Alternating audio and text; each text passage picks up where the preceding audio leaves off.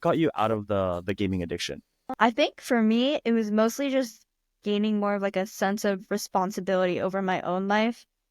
Like going to high school, in my mind, I was thinking it was such a big step. Like I was I needed to become more independent as a person because my image of a high schooler was someone who like managed everything on their own pretty much.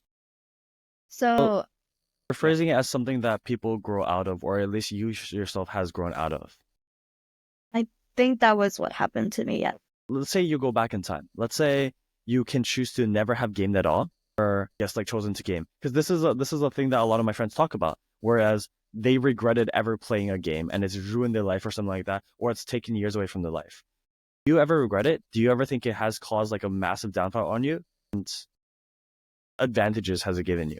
I mean, obviously it does take time that could be put into more productive endeavors or initiatives, but I don't think if I could go back, I would give it up because of the experiences I've had and the people I've been able to meet through games. Because the Hmm. main reason I do play games is because of the people and friends I've made. So I think I wouldn't choose to give up gaming if I had the choice to, because I think the people I've met and who have supported me have made me who I am and have like made a difference in my life, a positive So difference. for you, you wouldn't have given up games. For you, it's just it has created such a great community around you that helps the rest of your life. So there's something you wouldn't give up. Actually, it's something similar for me. Whereas, although I do regret spending a atrocious amount of time playing games, this definitely benefited my life in one way or another. From the start, it's definitely benefited me in terms of it. I think it increased my pattern recognition, henceforth my IQ.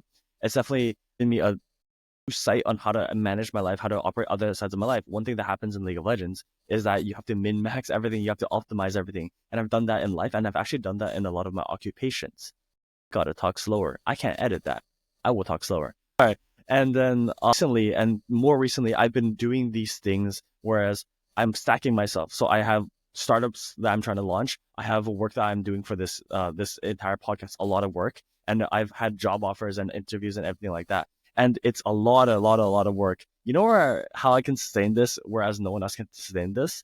I've had 18-hour to like 30-hour marathons of gaming, whereas I can just put that work ethic, put that grind into actually work right now. And I've done the same thing with the let's say the gym or physicality, working out, all that kind of stuff. The advantages that gaming has brought to my life, it isn't direct sometimes, but sometimes it's like the environment that gaming gives you, it mimics into real life. So that however long I spent creating a work ethic, building up, I can just now use that completely quit gaming and then just have myself work much harder in my real life because of it. So it's Mhm. actually such an amazing thing for me. I definitely agree with that, that it does teach you passive skills even out. Yeah.